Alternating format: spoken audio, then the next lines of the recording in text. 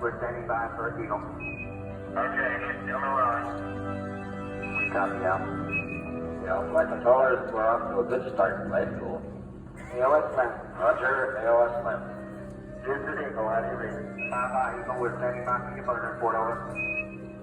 Roger, the burn was on time. As soon as the Eagle reappears, things begin to go wrong. We've lost data coverage. We lost all data with Eagle. Radio communications break down. Eagle, get your call. Messages to Eagle must be relayed through Mike Collins aboard the command module Columbia. Eagle, you copy, Columbia. Throughout the crucial final checks, contact with the Eagle keeps dropping out, Don't lose that data. and Flight Director Gene Kranz inches closer to aborting the mission. We lost Eagle again.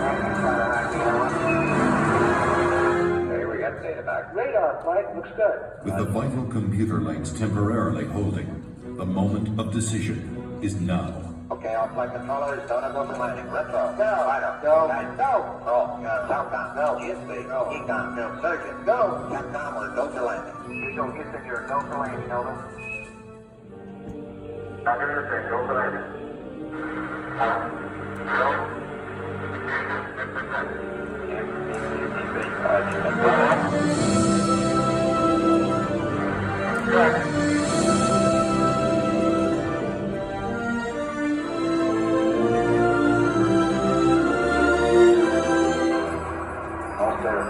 Hurtling toward the moon at 3,800 miles per hour, Neil Armstrong notices his checkpoints are all appearing too soon.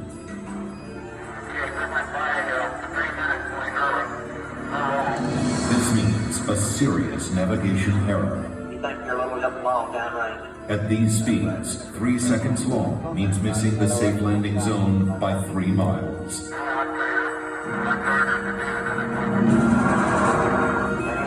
We got data dropped out. Still looking good. Suddenly, the computer starts firing maneuvering thrusters, jolting the ship back and forth. This has happened in simulations, but never this much, never this violent. The smooth descent is becoming a bumpy ride. Before that is fixed, Program alarm. a problem with the onboard computer. The 1202. 1202 alarm. The astronauts have rehearsed for thousands of possible malfunctions, but not this one. It had been considered too unlikely. Seconds seem like hours as everyone struggles to remember the meaning of a 1202 program alarm. The deadline to safely aboard is vanishing fast. Give us a reading on the 1202 program alarm. 1202 means the Eagle's onboard computer is overloaded. This means Houston is blind, unable to make navigation corrections or interpret the data coming from Eagle's computer. Armstrong and Aldrin are on their own. Mission Control decides they can go ahead We're going that flight. We're going that line. if the data link doesn't fail again. Roger, we're going that alarm. 1,000 feet, and Neil Armstrong can see that the computer is proposing to put them down in a dangerous place. That landing site is full of boulders. If they land there, they will never take off again. 1201. Okay, we're going.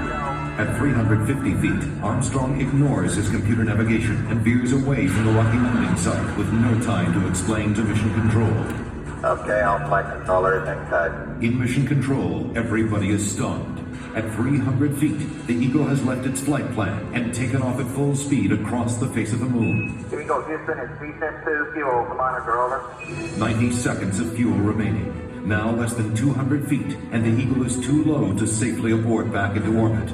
They call this part of the flight plan Dead Man's Curve. No level, no level. All that's left for Mission Control is to read off the fuel remaining in seconds. 60 seconds. 60 seconds. The entire moon landing has come down to 2 men and 1 minute. Forward. Forward. Put your feet down, 2.5. And after 30 seconds. 30 seconds. Forward. Lights on. Down 2.5. Forward. Forward. 3 feet, 2.5 down. Make that out. More forward, drift to the right now. Down ahead. Contact right. Okay, engine stop. Tranquility Base here. The Eagle has ended. Roger, Tranquility. We copy you on the ground. You got a bunch of guys about to turn blue. We're breathing again. Thanks a lot. A short time later, history is made again. Good, yeah, we can see you coming down the ladder now. For one incredible moment, we are one people with one history, watching our destiny unfold. That's one small step for man, one giant leap for mankind.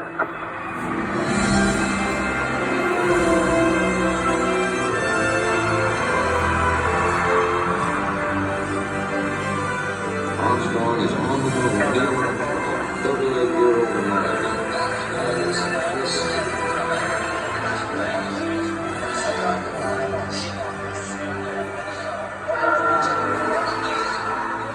It was a moment shared by an entire world. Your mass from the planet Earth, first set foot upon the America. It came in peace for all mankind.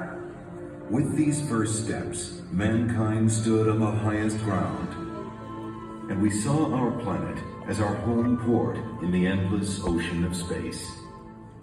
There was something which was surprising to me. That occurred as I was standing on the surface.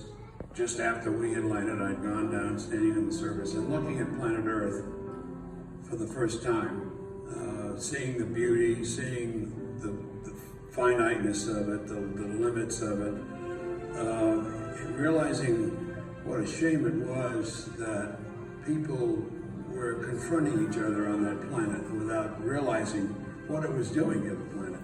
It was a very emotional moment for me. I actually shed a couple of tears.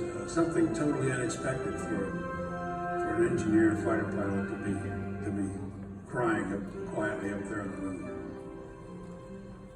Mankind had achieved a tenuous foothold in the heavens, and a new and exciting world lay waiting to be explored.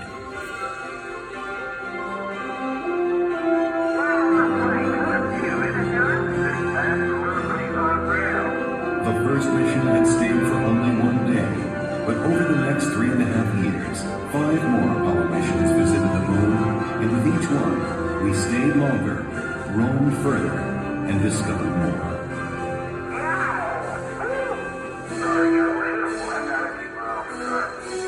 I never thought when I was a kid building rockets, in high school, that we would go to the moon, before the end of the century. I mean, I thought that was something that was way in the future, fantasy. I was rolling on the moon one day, in a very early month of December. Hey, I look at the size of that rock. It's the best sample we got. Just don't stub your toe.